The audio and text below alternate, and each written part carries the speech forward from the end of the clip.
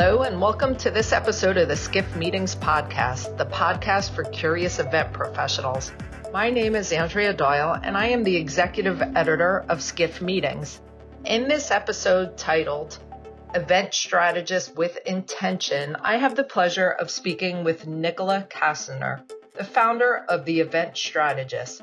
We discuss things like one of the best programs Nicola ever planned, which was the SAP Sapphire in Orlando, her light bulb moment when she realized the events industry was for her, how she uses data to help her in a career, what she learned as an attendee of the TED conference in Vancouver, the big difference between the business of events and the events business, and how sustainability and business outcomes have to become intertwined. I hope you enjoy listening to this conversation, and I invite you to check out other episodes of the Skiff Meetings podcast with tips and insights from today's most influential event professionals. You can find all the episodes on our website or subscribe through your favorite podcast service.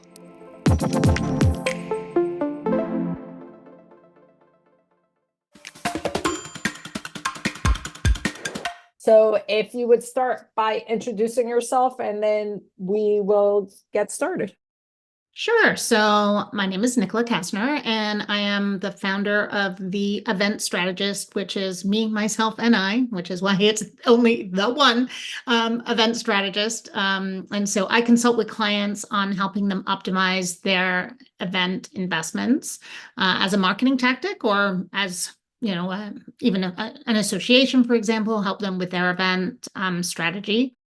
But before that, I was the Global Vice President of Event Marketing Strategy at SAP for 5.5 years. And then prior to that, I was on the agency side for a good portion of my career. Oh, great. Can you tell us a bit about your journey as an event professional? Like, start when you first encountered business events and take us to your current role with the event strategist today. Sure, you got all day. I'll keep it somewhat short. So I actually was one of the rare people that went into events intentionally. Mm-hmm. I knew I wanted to get paid to travel the world, and I figured the best way to do that was to study hospitality and tourism. And so I went to university for that. And I think it was in my second year or my third year, I took a course on incentive travel. And that was before I knew I was as analytical as I am. But in this course, it was sort of like this light bulb moment for me where I realized that travel could impact business performance. And I was like, that's really cool. That's what I want to do. So that's sort of where, for the rest of my degree, I focused my intentions and my course of study. Of course, everybody else wanted to do that as well. It was an obvious, glamorous job. And so coming out of school, I worked on the hotel side. I worked at a DMC, and then ultimately moved to Merritt's on the agency side, where I was for 12 years. I worked at Merritt's, started running incentive travel programs and getting paid to travel all over the world. I was living my dream. And then if I fast forward, probably, I think it was it would have been in the early 2000s. I'm dating myself now here, but I took a course at a conference that actually, once again, changed the course of my career, and it was on event strategy. And it was just so impactful to me. So that sort of created the next trajectory of my career away from incentive travel and more into using events to drive business performance as a marketing channel. And so moved to a couple of different agencies throughout after leaving Merritt's, and then started consulting for the first time. And as a consultant, SAP was my client. And as a non-Spanish or Portuguese speaking Canadian, I did all the Latin American event marketing strategy work. For SAP. Makes no sense, right? Because here I am living in Toronto, but it worked really well. Did that for a number of years, a number of other initiatives, then went to a data management company to help build an event practice from the ground up. And then actually moved into SAP full time. It wasn't actually through any of my contacts that I had worked with. but I moved into Ariba as the head of events, reporting to the CMO. Worked with her for almost a year to the day, actually. And then she was promoted to CMO of SAP Global Marketing. And shortly after that, tapped me to come over into the role that I was at for the rest of my time while I was at SAP, which was leading global event marketing strategy. So I was really focused on our portfolio of events, making sure that what we did drove maximum impact for both the company as well as for the attendees. So did that up until January 22, and then started consulting. Wow. What I find interesting is that you saw travel as a business tool.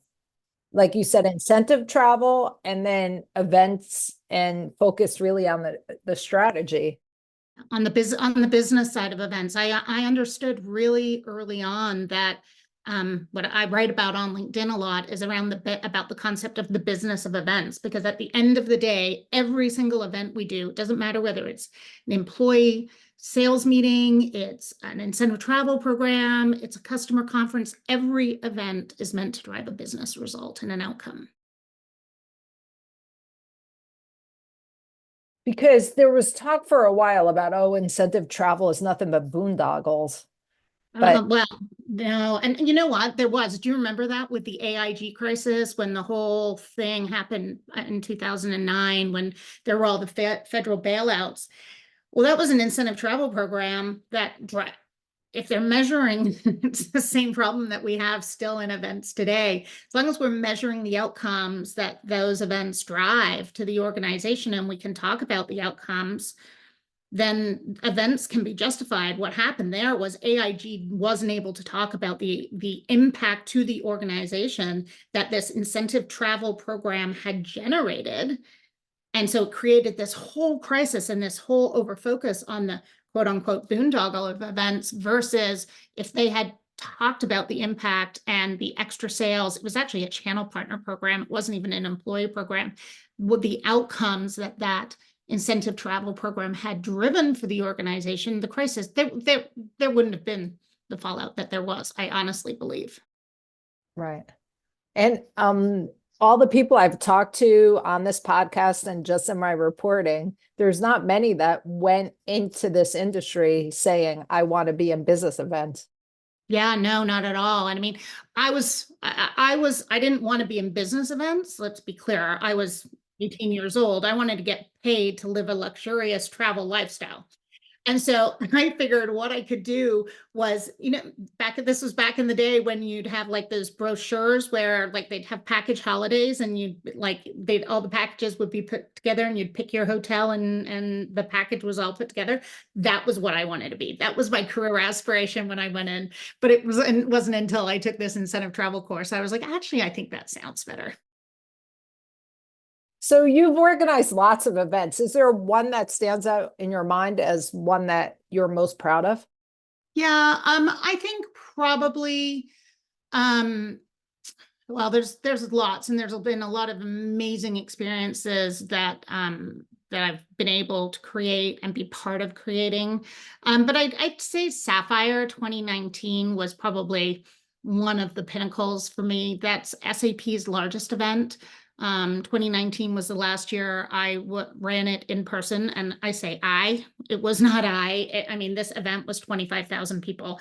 It was a ton of people and work. I think we had something like 35 work streams. The content team alone was 120 people on this program. It was massive. I think about 5,000 employees we had calculated at one point worked on this program. So when I say I'm talking the collective I, or the we.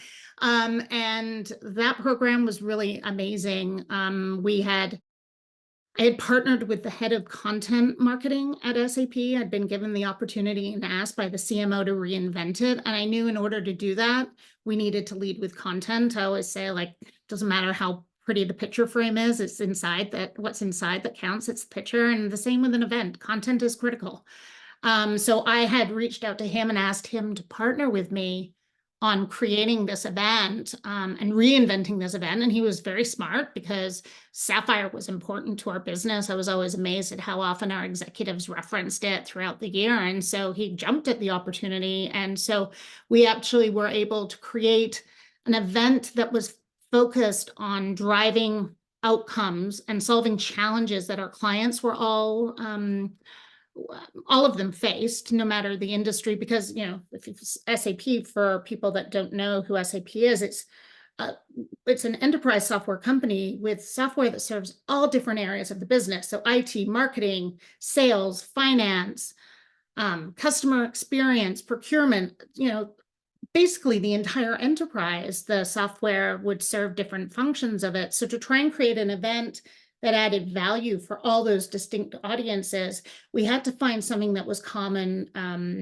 across all of them. And it was these business outcomes that we narrowed it down to eventually, and built the entire design of the event around that. We used to say that Sapphire had become the grocery store of SAP product, and we expected our customers to wander the aisle with a recipe in hand to try and figure out which pieces solve their problems. And, you know, we picked up on sort of the curation economy perspective and said, well, we're going to bundle it all together. So we're going to give them the Blue Apron experience, keeping with the recipe analogy here, and bundle all of the different solutions and the partner ecosystem and so forth together in order to solve their business challenges and outcomes. Wow, that's great. Yeah, it was a great event. And I mean, it didn't hurt that our closing concert was Lady Gaga. So, like, you know, that was pretty epic. It was awesome. And where was that held?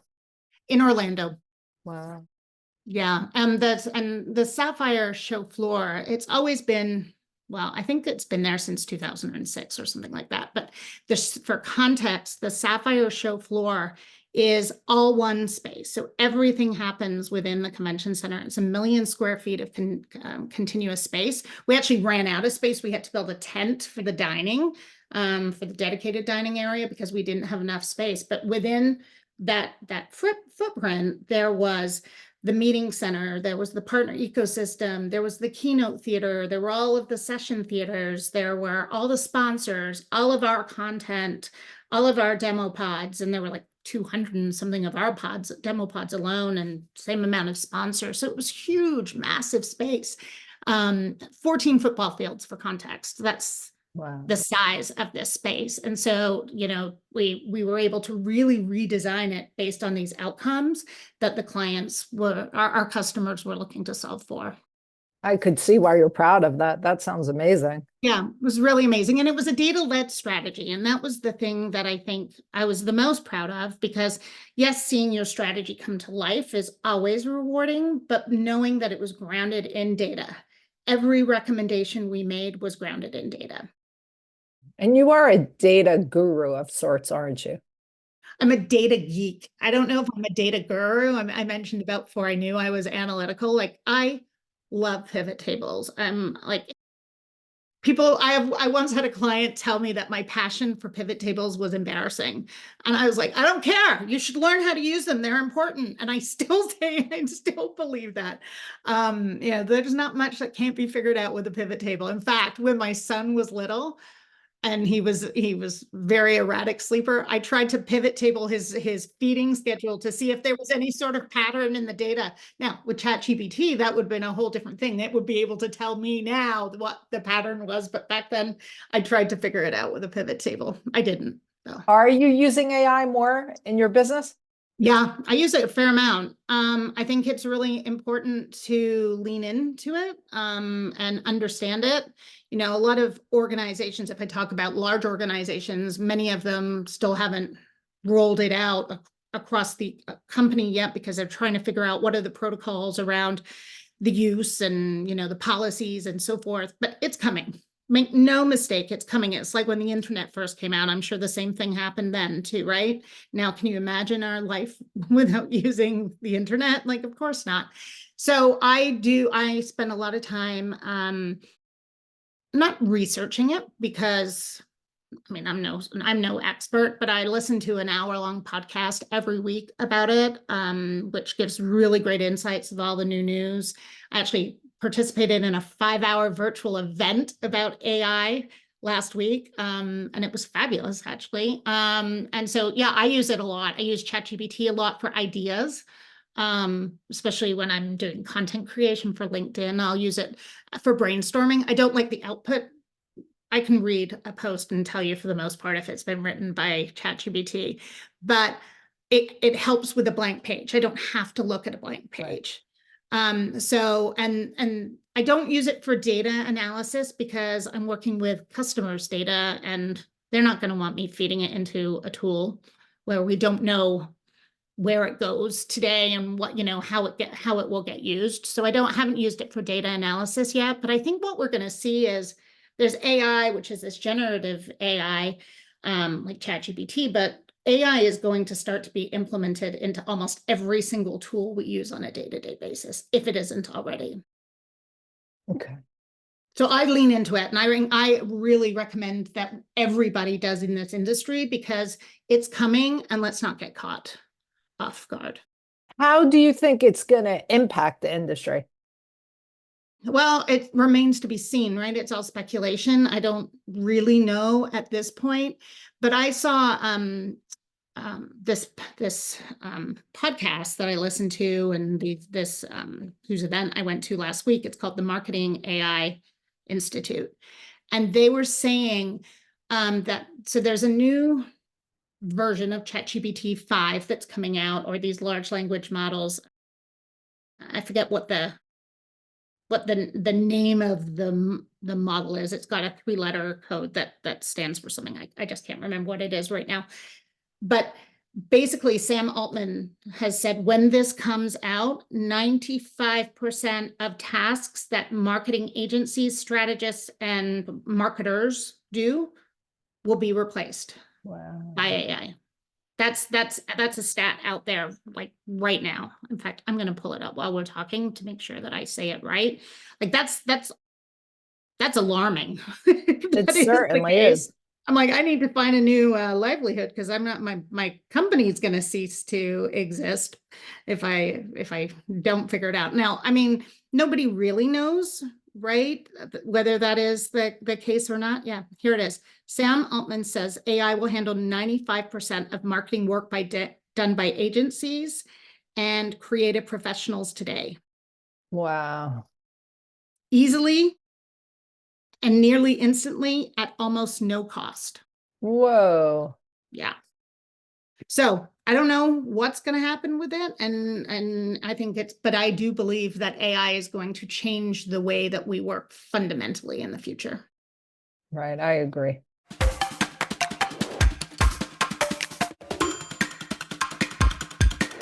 Getting back to events, what is one of the most unusual events you have attended and one of the most memorable?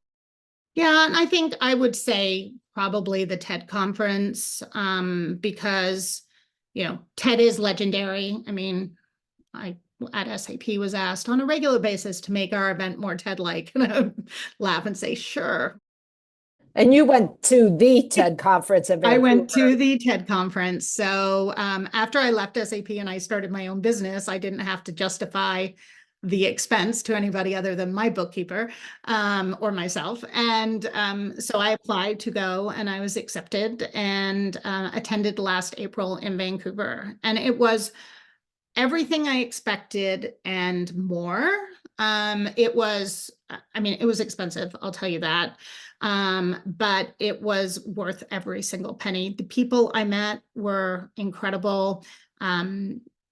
Everyone was very, very welcoming. There were all these like people. Like I went on a tour to Granville Island, like it was a foodie tour, and the guy sitting behind me was the COO of Steven Spielberg's studio. Like, and I'm like, one of us is not like the other. All these people from all different industries, really, really senior people, but everybody was so kind and welcoming. But the way that they created the experience was what was so impactful to me. So I think probably, and I know Monique talked about it on the podcast last week, but when you checked in, when I walked into the convention center, there was a lady standing at the bottom of the stairs with an iPad, and she said, "Hi, what's your name?" And I told her my name, and you'd had to upload your photo, and some information about you before, like, like ask me about was the question. And you had to put 2 or 3 things that people you could talk about. So they had my photo. So I figured they were just verifying that it was me before they let me up into the more secure area of the conference to go pick up my registration badge, and I'd go stand in line like you do at every other conference. No, by the time I got to the top of the stairs, there's maybe 15 stairs. By the time I got to the top of the stairs, someone was standing there with my bag, with my name badge, and said, "Nicola, welcome to TED." Wow.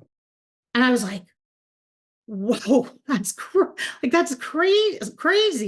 Like, just from an impactful first impression, right? Like just really amazing. Other things that they did were, I remember there was always photographers all around, like there always is at events.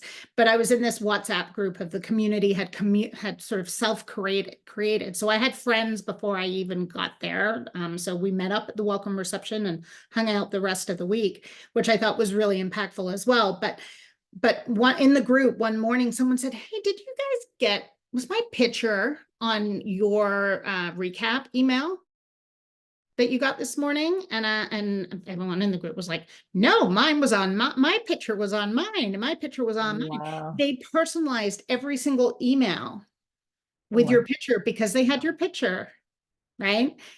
Facial recognition, they could match it through the systems in their of any photos that they had taken, and were able to personalize that email. The amount of buzz that created, just from a surprise and delight moment from just within the chatter, to be able to see that real firsthand and hear how impressed people were by it. I was like, is brilliant. I mean, there's just so many different examples that I could give, but it was such a unique experience and such an honor for me to go. It was a bucket list item. And I mean, I wish I could go back again this year. I can't, but I created a lot of great friendships that I still stay in touch with those people still to this day. And lessons that'll last a lifetime, that's for sure. And the industry's always a buzz with creating a sense of belonging. And it seems like they really did that before you even got on site. Yeah, they did. They did. Well, and I think part of it was the mindset of the community itself, because these WhatsApp groups, I was invited to a TED for Women WhatsApp group, and there were like, I don't know, 2,000 people in there. That became overwhelming. So we created sort of a spin-off first timers who's going to the first timers reception group. And I think there was about 45 of us that were in that. And those were the people that I spent my entire week with. Of course, I met other people as well, but those were my foundation. So I went into this event, not knowing a single solitary person other than Monique, and Monique was working. She wasn't going to be spending any time with me, right? She was running an event. So I felt like I had this community, but that was the community itself. I don't think TED organized that. The community self-organized that. And I think that's just it was the mindset of people that were going. Got it. If you were to plan an event for 1,000 Nicolas, what would that event look like? I think it would be lots of fun. There would be lots of wine. Not Chardonnay, because Nicola does not drink Chardonnay. I think, what would that event look like? I think it would be about experimenting and learning different things. I love to learn new things. The day I stop learning is the day I probably need to stop working, because I don't know everything. I don't know all the answers. And I really like learning new things. So I think it would be a lot of experimentation. It was like that event where we first met at when we went to the Google XI Institute. The conference or program, whatever we want to call it, like it was just really unique, right? The activations, the experiences they created were really unique and created a sense of community in all of us as well. And where we really started talking was the color curated cocktail reception. Absolutely. Yeah. That cocktails, go figure. What are the key qualities or skills that you have developed that have helped you become successful?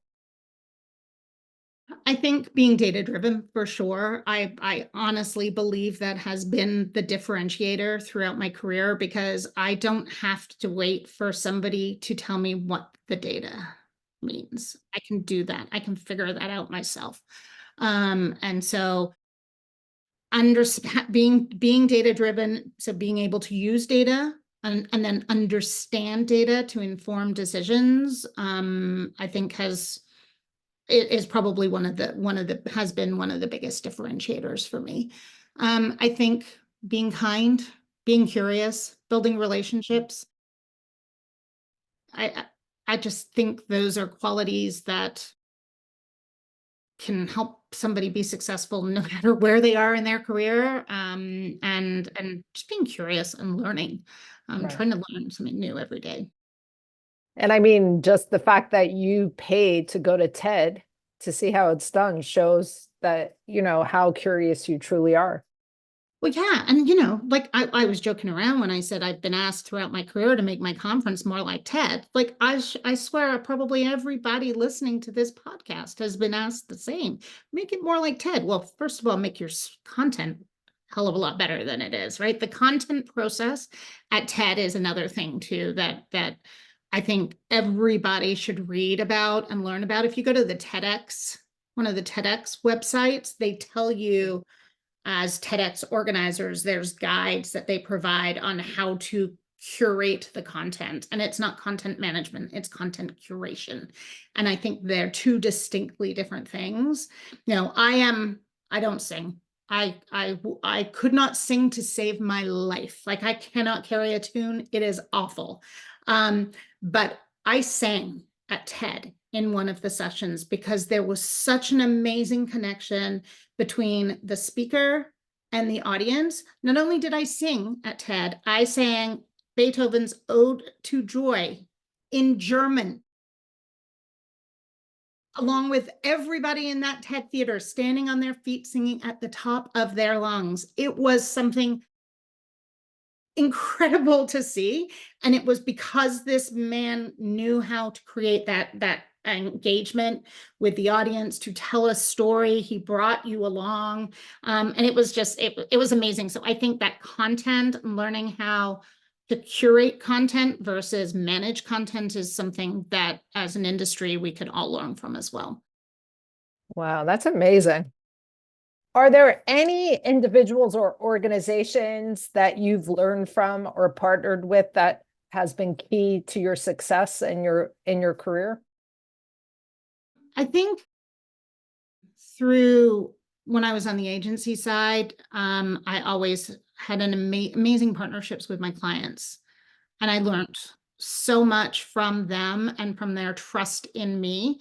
And so that is something that I try to bring forward when I was on the corporate side, working with agencies and so forth. We hire people because of their expertise. We hire employees because of their expertise. The worst thing you can do is tell them exactly what you want them to do. So that trust that was put in me, I always try and pay forward. So that's obviously been had a big impact on me. I mean, we talked about AI. Are there any other future trends that you're excited about? I mean, it's a really exciting time to be alive, I think, right now, because like the change that's happening in this world is coming fast, and there's a lot of it. From an events perspective, I am thrilled that the conversation is starting to change a bit around events for driving business impact, events for purpose, the business of events, as I call it, versus the events business. And those are two distinctly different things. The focus on data and driving outcomes and measuring what we're doing. And sometimes that's very difficult to do because, I worked in a very sophisticated marketing environment. And even though I studied events, I consider myself a marketer before an events person. I understand that if someone is buying multi-millions of dollars of software, they're not doing it because of my event. right? So taking credit or attribution, if I'm using the marketing term, because of your event is a very difficult thing to do. And it's something that I actually don't think you should do, because, that's like saying you decided to marry your spouse within 30 days of one dinner and only that one dinner counts. Like that's ludicrous, right? The same thing happens with marketing, this applies to marketing attribution. But I think understanding the impact of an event on the customer life cycle, and understanding that event is one touch point in a journey of many touch points, it feels like that conversation is becoming more prevalent now, and that also makes me excited. Why do you think that conversation is changing? I think our industry might be growing up a little bit, which is a good thing. Events are an expensive investment. Events are an incredibly powerful investment, and we saw that through the pandemic. I don't know if you remember the first couple of years of the pandemic, people were like, events are never going to come back. We don't need events. Well, we had the Halo legacy holdover period from events and from everything we were doing. But after 2 years of no events or very little events, people were desperate for events again, and the pendulums really swung the other way. But in order to justify that investment, and it is the second highest investment level in a marketing budget, is events. Outside of all of the digital channels put together is first, and then events is second. If you look at the analyst firm data, both Gartner and IDC data are the same. 12% of the holistic marketing budget, not just the program's budget, the overall budget, is going to events. That is a lot of money. So in order to be able to continue to receive that kind of funding, we have to be able to tell our own story. Do you see events changing in any other way the next 5 years? Yeah, I think sustainability is going to become, right now I feel it's like a checkbox. Yeah, check, we've got sustainability. I think we have to be really hyper-focused on this. And I think the combination of sustainability and business outcomes are going to become closely intertwined, because an event is going to have an impact, an environmental impact, right? But if the business impact outweighs the environmental impact, and you can put the right measures in place to offset that impact that you've made, then events will survive.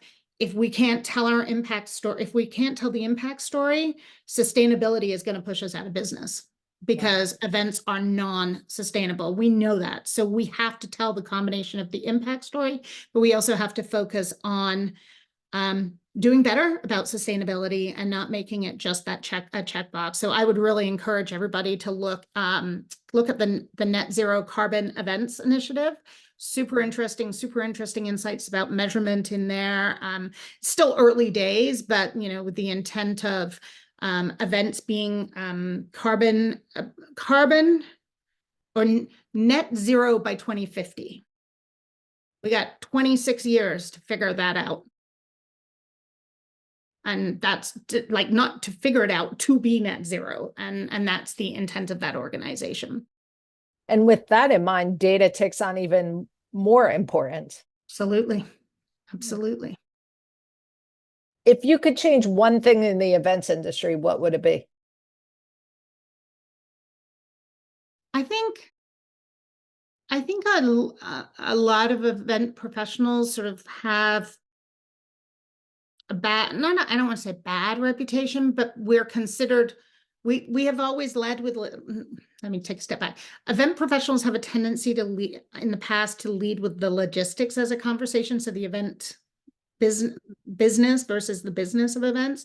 And we all get grouped into logistical party planners. I mean, my mother still thinks I'm a party planner. Come on. After all this time, or wedding plan. I don't even know. I often question her and say, even my kids, what do you think I do? And they don't know. But we get put into this bucket of focusing on logistics and creating really great experiences. And I wish that our business is really hard. And I wish we got the respect that we deserve. Is there anything that keeps you up at night? Yeah. But not really, not about work. Kids are at university. That keeps me up at night. But no, nothing about our industry that keeps me up at night. I sleep well. I like my sleep a lot. I also have narcolepsy. I don't know if you knew that, but so when I go to sleep because I'm not medicated anymore. So I'm out like a light. Is stress a challenge for you? And if so, how do you deal with it? In my own business, no, which is part of the reason why it was time for me to leave the environment that I was in before, because it was big and it was a large pressure cooker. For me now, not as much because I chose my own path purposely to be able to figure out to work the way that I wanted to do on projects that I wanted to work with people that I want to work with. I don't take every opportunity that comes my direction because I don't want to work 24/7 anymore. I want to have a balance. I want to have a life. And I want to enjoy the people that I'm working with. Right. So I'm really fortunate that I've had the ability to do that in running my own business. Believe me, it's not all like roses and fairy tales because, when you're running your own business, your own sales and your own finance and your own IT and, business development and doing the work, there's a lot of hats to wear, but it's a much different pace than the one that I came from. So stress isn't as much of an issue. Of course, there are things that create stress when you're everything and all on your own. But it's not anything that like I've had to dealt with before, or that probably many people that are listening are dealing with. So I realize that, and I realize how lucky I am. How do I deal with it though when I am stressed? I exercise is really important. And I garden. I became a gardener during COVID, and it is my happy, happy place. Wow. And isn't that what was on your TED It name was. badge? Yep, it was. So it said, I've got it around here somewhere. Ask me about growing tomatoes. And did people ask you? No, no, Okay. you know what? While it was a good idea, and I get it in the spirit of things, name badges are awkward, especially because they hang right at boob level, for lack of a better word, and someone's going to be staring down. They don't stare down at your name badge. I wish there was just a different way that, like we could make them not so awkward, No, that makes sense. Yeah. Is there anything you think is important for our listeners to know about you that I didn't ask? No, I don't. I think I've told you a lot, probably told you more than I intended on telling you, actually. That's because it's you. When you have a friend that's interviewing you, it's like a whole different conversation, right? Um, no, I think the only thing I would say is I believe very strongly in mentoring and giving back. I mentor a lot of people on a regular basis, and some on an ad hoc basis, but I would encourage everybody that has more experience in the industry to do the same, because I think the more we can share our knowledge, we can help everybody grow, and we can help our industry become even stronger. And as a female leader, do you feel females are breaking the glass ceiling in this industry?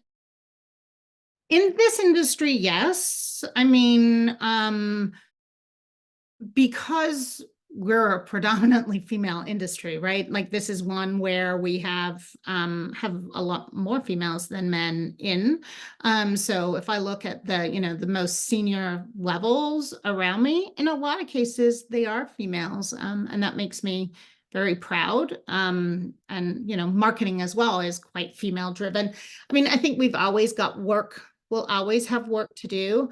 I'm proud of my friend Monique for her promotion to a C-level executive. Everybody talked about the guy from Time, but we got our own poster child in Monique as well. And I think we'll start to see more and more people take on those senior roles. But I think the key distinction that I want people to understand is we don't get to be senior C-level executives by focusing on the events business. Right? logistics are important, but they're not what's going to get you a path to the C-suite at all. So we've got to really focus on the business of events and understanding that events drive business impact and outcomes, and that has to lead the discussion. And that legitimizes the industry as well. Exactly. So all of those things that we talked about, they all stack up together to become really important. It's not like one's more important than the other. They're all important. Well, this is great. We always end our podcasts by asking who should be our next guest on this podcast. Yeah, so I'm thrilled because I was recommended for this as well by another guest. So, South by Southwest is going on right now. So I would say, I think Joe Rivers. I don't know if you know Joe or follow Joe. He's from Zarnowski, but really he is.